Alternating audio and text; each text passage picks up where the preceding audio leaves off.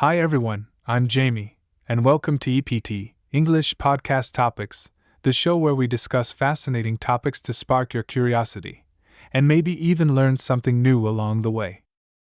I'm joined by my amazing co-host, Sophia. Hey everyone! I'm so excited to dive into today's topic. It's going to be a good one. Today, we're tackling a complex question: can we separate the good and bad in historical figures? When we think about people from the past, especially well-known ones, we often face conflicting ideas. How do we handle their legacy if they did both great and harmful things? Yeah, this is a fascinating topic. History is filled with people who contributed amazing things to the world but also made big mistakes or worse, caused harm. So it really brings up questions about how we remember them. Do we admire their achievements or criticize their faults? Maybe both? Right. It's not an easy answer. I think about figures like Thomas Jefferson. He wrote about freedom and equality, but he also owned slaves. How do we reconcile that? Should we see him as a hero, a villain, or something in between? That's a perfect example. On one hand, Jefferson contributed to foundational ideas of freedom in America. But his actions didn't align with that message of equality. So it forces us to ask, should we celebrate his accomplishments? Or does his hypocrisy undermine them? It's tricky. We could say he was a product of his time, but that also feels like an excuse. Do we judge historical figures by today's standards or by those of their era? Exactly. That phrase product of their time is so commonly used, but it's complicated. In a way, it recognizes that social standards were different. But it's also important to ask, did they still have the power to make better choices? Good point. It makes me think about figures like Winston Churchill. He was seen as a hero for leading Britain through World War II, but he also held deeply racist views and made decisions that harmed many. So, how should we remember him? Yes, that's a really complicated example. Churchill's leadership during the war was essential, yet he had policies and beliefs that caused a lot of harm, especially in India. I think this makes us question the way we assign hero status to people. Maybe instead of viewing historical figures as completely good or bad, we need a more balanced perspective. That's true. But what do we do with statues, memorials, and all the ways we honor these people? It's almost like these things put them on a pedestal literally and figuratively. Do you think that's fair, given their flaws? I think that's a valid question. Statues and monuments can feel like we're glorifying someone rather than acknowledging their full story.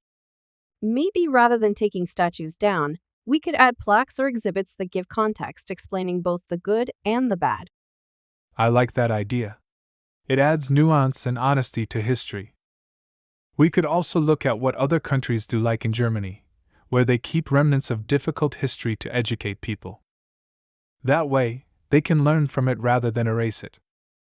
That's a great comparison. Keeping reminders of history, even when it's painful, can help future generations understand the full picture.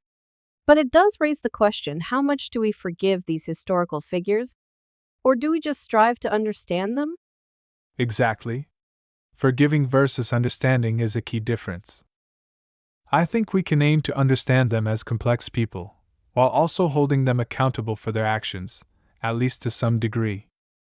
Yes, and maybe acknowledging the flaws in these figures helps us learn from their mistakes. If we only see the good side, we might ignore the harm they caused or the lessons we need to take from their actions. True. And on a personal level, understanding that historical figures had flaws might help us relate to them, too. We're all imperfect, we all make mistakes. They just happen to be in positions of influence, where their choices affected far more people. And I think that brings up the importance of critical thinking. When we study history, we shouldn't just accept what's handed to us.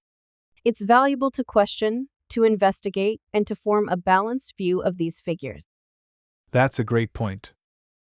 We should be asking questions like, what were the standards of their time? Did they make any efforts to rise above those standards? And what's the impact of their actions on us today? Exactly.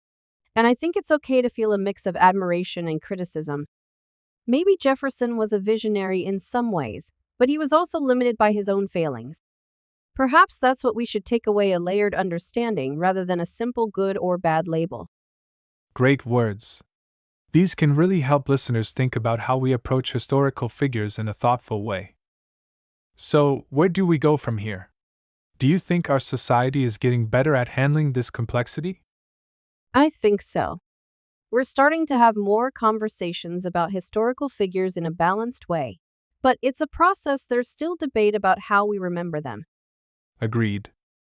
Maybe it's less about getting an answer, and more about accepting that these figures are complex, just like us.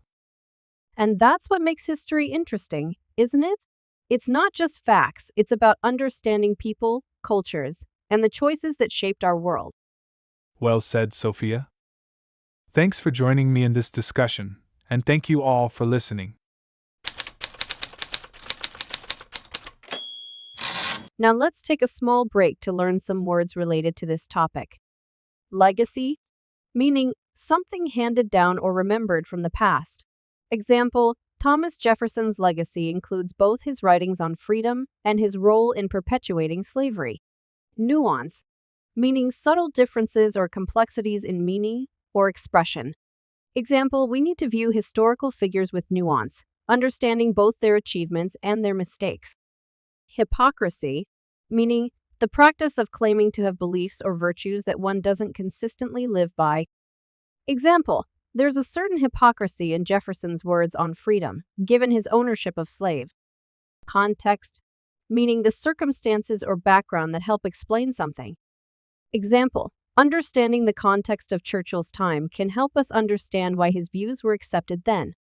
Reconciliation, meaning the act of finding a way to make different ideas or facts exist together. Example, reconciling the good and bad in historical figures requires seeing both sides of their lives.